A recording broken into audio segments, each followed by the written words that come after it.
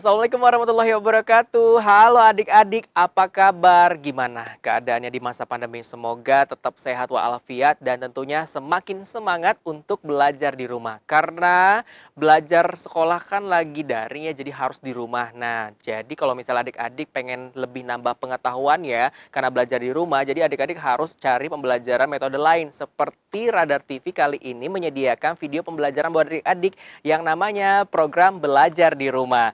Nah, kali ini Kakak Imron akan memberikan tayangan sebuah video yang sangat menarik pembelajaran tentang mata pelajaran IPS. Nanti akan ada Abi Tommy Rizky Putra SPD yang akan menjelaskan mata pelajaran IPS tentang benua dan samudra untuk siswa-siswi di tingkat SMP. Nah, ingin tahu nggak sih pengetahuan adik-adik tentang benua dan samudra itu seperti apa, seluas apa? Jadi siapin ya bukunya ataupun juga bisa dilihat dari peta. Nanti Abi Tommy akan jelasin semua tentang yang namanya benua dan samudra. Seperti apa pembelajaran di kali ini? Ini dia, selamat menyaksikan.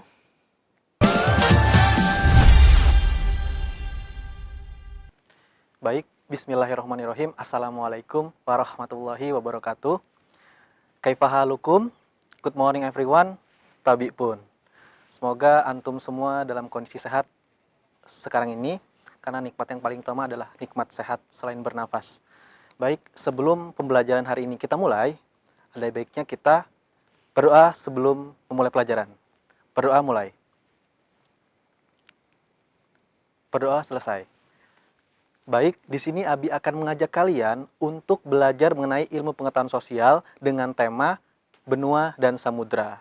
Dan diharapkan kalian dapat mengklasifikasikan ada berapa benua sih dalam muka bumi kita ini dan ada berapa samudra juga yang ada di permukaan bumi kita ini. Sebagaimana kita ketahui, kita terlahir di dunia ini kan berbeda-beda kan, berbangsa dan bersuku-suku. Karena kita juga harus saling mengenal. Bayangkan kalau kita tidak saling mengenal, bahkan ada perasaan curiga terhadap kita satu sama lain.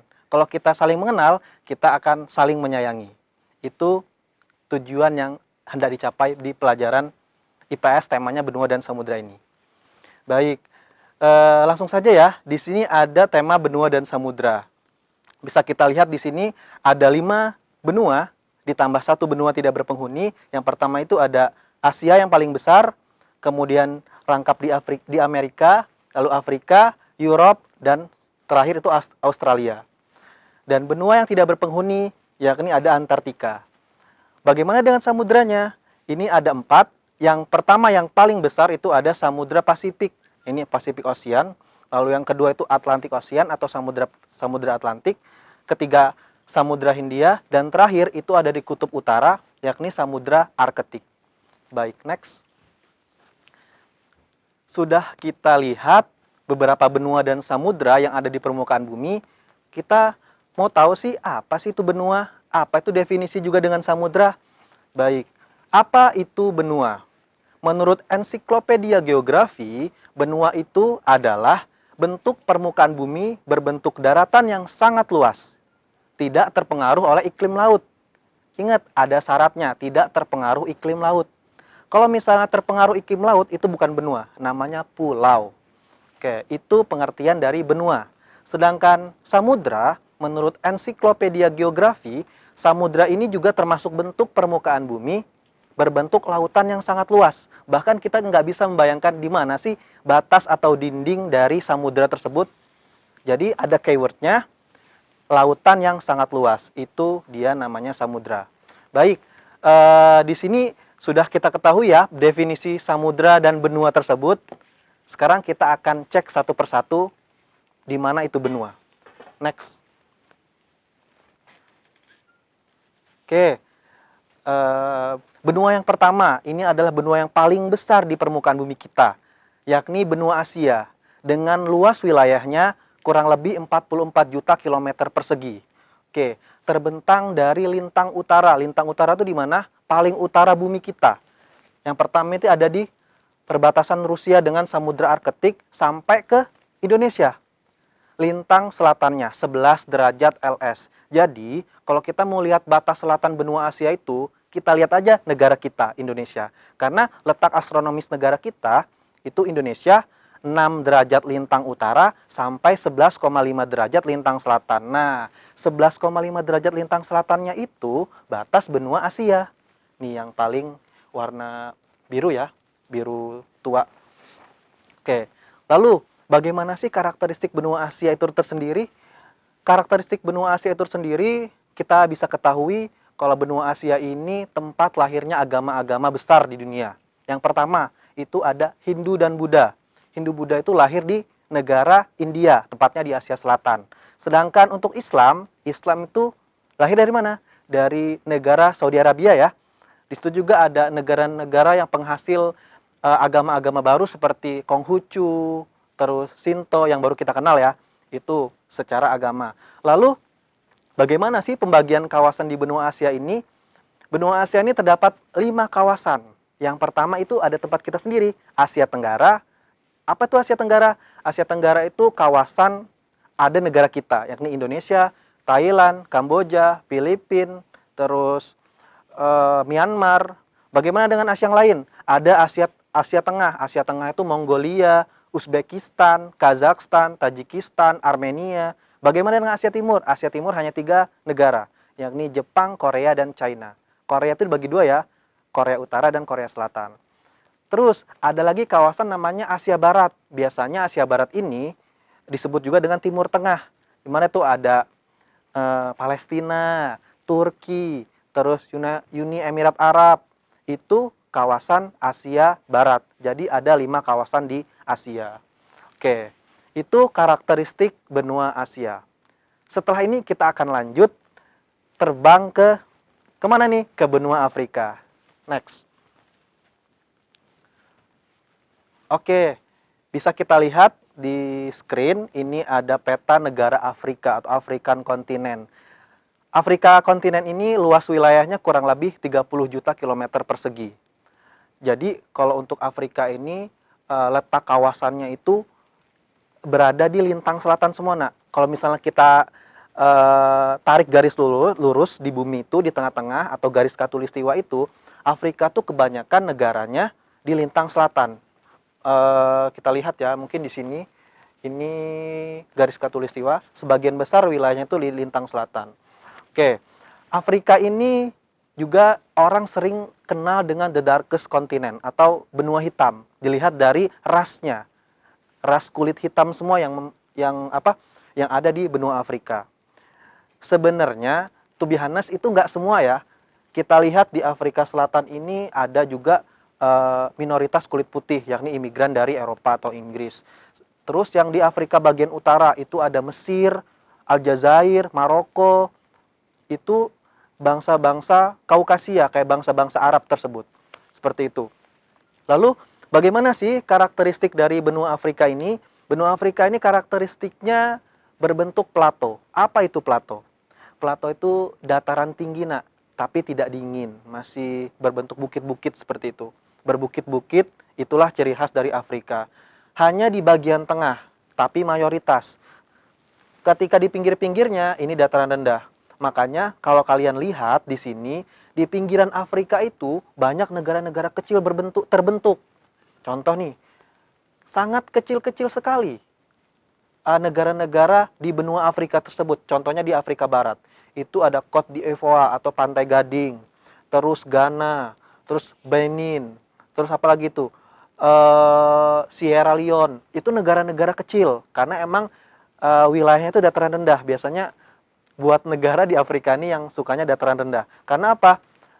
Bentuk permukaan bumi di benua Afrika ini rata-rata plato atau dataran tinggi berbukit-bukit. Baik, karakteristik yang kedua, kita melihat juga di Afrika ini ada sebuah pegunungan, namanya Pegunungan Atlas. Pegunungan Atlas ini terletak di Afrika Utara, ada di negara Maroko, Aljazair, sedikit ada di sebelah baratnya Mesir, itu namanya Pegunungan Atlas. Jadi Pegunungan Atlas ini membagi 2 wilayah Afrika. Ya, ada Afrika dingin sama Afrika panas. Jadi kalau misalnya kita sekarang ada di negara Maroko, kita bisa melihat wilayah dingin atau ada saljunya ya. Saljunya itu sebelum Pegunungan Atlas, tapi sesudah Pegunungan Atlas masuk ke Afrika Tengah itu sudah gurun. Itu ada gurun Sahara di situ, gurun paling besar di dunia bahkan ya, itu ada di Afrika. Oke, kenapa sih kok ada pegunungan Atlas yang membagi wilayah Afrika dingin dan panas? Karena di Afrika bagian utara ini udah mendekati iklim subtropis. Subtropis. Sedangkan setelah misal Maroko, Aljazair, Libya, Egypt ini kan ada laut Mediterania. Dari Mediterania ini kan ada benua Eropa. Benua Eropa itu kan negeri 4 musim, iklimnya subtropis. Jadi kalau yang daerah Maroko, Aljazair, Tunisia, Libya ini biasanya juga kena ada musim dinginnya gitu. Makanya ada pegunungan Atlas yang membagi dua wilayah tersebut. Baik, itu karakteristik benua Afrika. Sekarang kita terbang lagi nih ke benua selanjutnya. Baik, ini udah habis singgungnya tadi ya, ini masuk dalam European Continent atau benua Eropa. Secara luas, benua Eropa ini terbesar keempat setelah Asia, Amerika, Afrika, baru setelahnya Eropa. Dengan luas kurang lebih 10 juta kilometer persegi. Baik, Eropa ini bisa dikatakan tempat negara-negara maju di dunia. Kita lihat sebagian kawasannya itu termasuk negara maju semua. Kita lihat nih, kita bagi sekarang ya, Eropa Barat. Eropa Barat itu masuk Great Britain atau Inggris Raya. Terus ada Belanda, Belgia, Switzerland, Austria, dan Prancis. Bagaimana dengan Eropa Selatan? Eropa Selatan itu ada Spanyol, Portugal, Italia, dan lain sebagainya. Ada negara-negara kecil di sana ya, San Marino, Andorra la Vella gitu ya. Lalu ada Eropa paling utara. Eropa paling utara ini iklimnya sedang sampai kutub. Jadi biasanya kalau di Eropa Utara ini jarang sekali, makanya ada hanya 3 negara ya, yakni apa? Norwegia, Swedia, dan Finlandia. Ditambah ada satu lagi negara Denmark ya baru masuk kawasan Eropa Utara. Seperti itu. Lalu di sini ada Eropa Timur.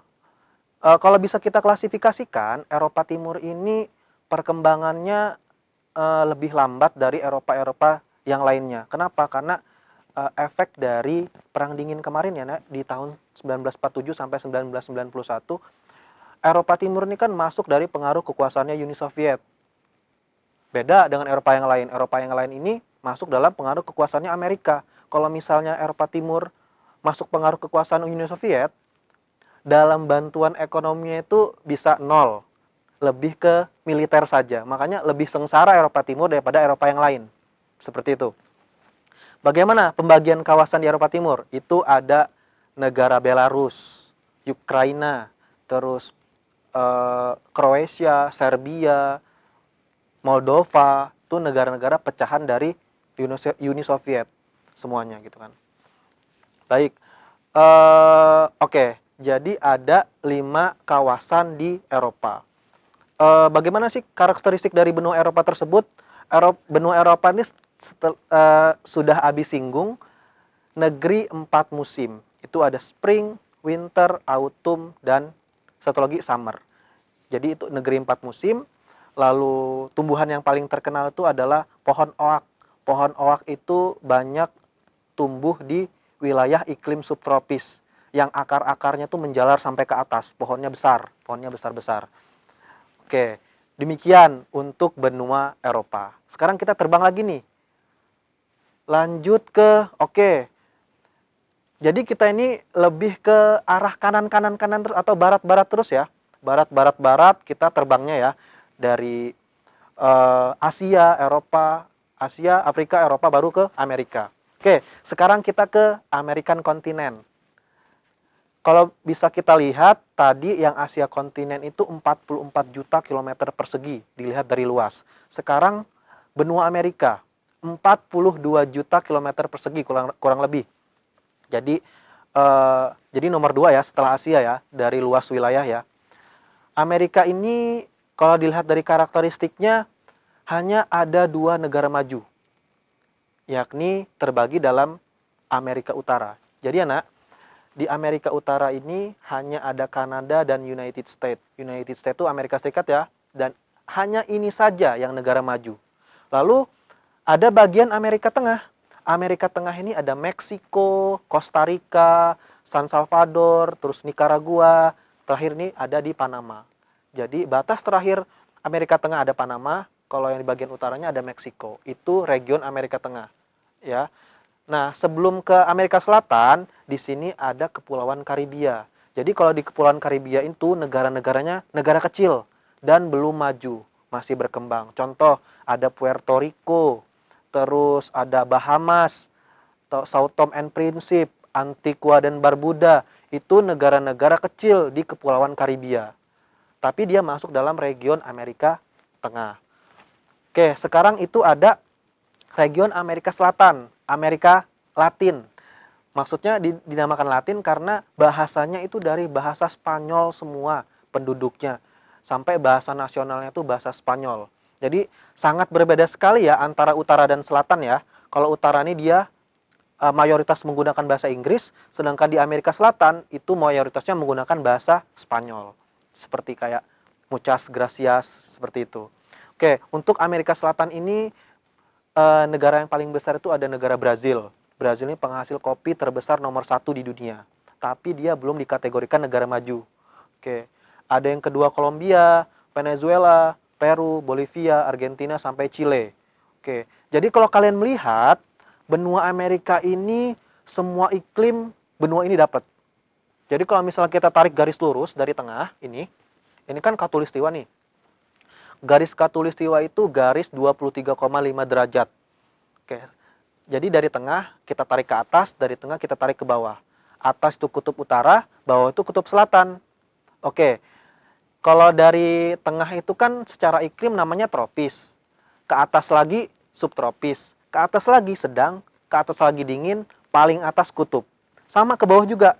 Dari tengah itu tropis, ke bawah lagi subtropis, ke bawah lagi sedang, dingin, baru ke kutub. Nah itu. Jadi kalau kalian melihat lingkaran bumi ini dari atas sampai bawah, benua Amerika ini dapat semua iklimnya. Dari pulau-pulau kecilnya Kanada sampai di Chile, mendekati benua Antartika. Itu benua Amerika. Oke. Itu karakteristik dari benua Amerika. Demikian karakteristik dari benua Amerika. Lanjut satu benua lagi kita. Oke, sekarang kita masuk ke benua yang paling kecil di dunia. Ada benua Australia. Australia ini dengan luas 8 juta kilometer persegi ya.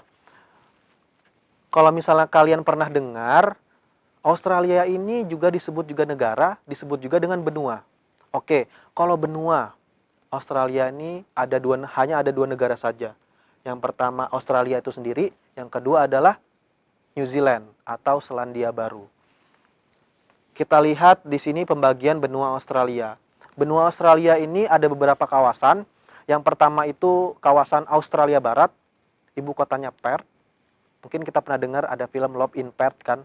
Nah, itu syutingnya di Australia Barat, di ibu kotanya Perth. Perlu Anda juga ketahui, Perth ini atau Australia Barat ini tempat gurun pasir besarnya Australia. Makanya sebagian besar kalau kita tarik garis lurus, benua Australia ini lebih banyak Australia Barat ya. Kenapa? Karena nggak mau banyak-banyak pemukiman di sini. Semuanya gurun, kecuali di pinggir-pinggirnya, dekat-dekat pantai. Makanya ibu kota Perth Australia Barat itu ada di pinggir pantai, nih, di sini, dekat Samudra Hindia. Oke, yang kedua itu ada Australia Utara. Australia Utara ini ibu kotanya Darwin. Australia Selatan ibu kotanya Adelaide. Australia Timur itu Brisbane. Ada juga kota yang kita sebut juga sebagai ibu kotanya Australia, yakni Sydney. Tapi itu bukan ya, Sydney itu ibu kota dari New South Wales. Apa sih ibu kota Australia itu sendiri? Canberra. Itu ya, Canberra. Bagaimana karakteristik benua Australia? Benua Australia ini juga disebut juga dengan benua kanguru ya, hewan berkantung ya. Banyak kita ketemui hewan-hewan berkantung di sini seperti kanguru dan koala. Dan kita juga mengimpor susu, wool, daging dari Australia, selain dari Selandia Baru di sampingnya. Oke, itu dari benua Australia. Baik, di sini Abi sudah menjelaskan masing-masing benua yang ada di permukaan bumi. Nah, Sekarang Abi mau kasih tugas untuk kalian. Oke, tugasnya seperti ini, Nak. Kalian klasifikasikan dari berbagai macam benua di sini, tulis dari satu kawasan, misalnya nih, di Asia, ada Asia Tenggara. Asia Tenggara ini negaranya apa aja? Lalu di Eropa, Eropa Timur, negaranya apa aja? Terus di Afrika, Afrika Barat, negaranya apa aja? Amerika, Australia pun seperti itu. Kalian klasifikasikan ya. Itu untuk tugas kalian di rumah. Baik, demikian materi benua dan samudra untuk IPS terpadu hari ini. Untuk Ananda semua yang di rumah, stay safe, tetap menjaga protokol kesehatan, dan let's closing by saying hamdalah dan doa kafaratul majelis. Alhamdulillahirabbil alamin. Subhanakallahumma wa bihamdika asyhadu an la ilaha illa anta astaghfiruka wa atubu ilaik. Assalamualaikum warahmatullahi wabarakatuh.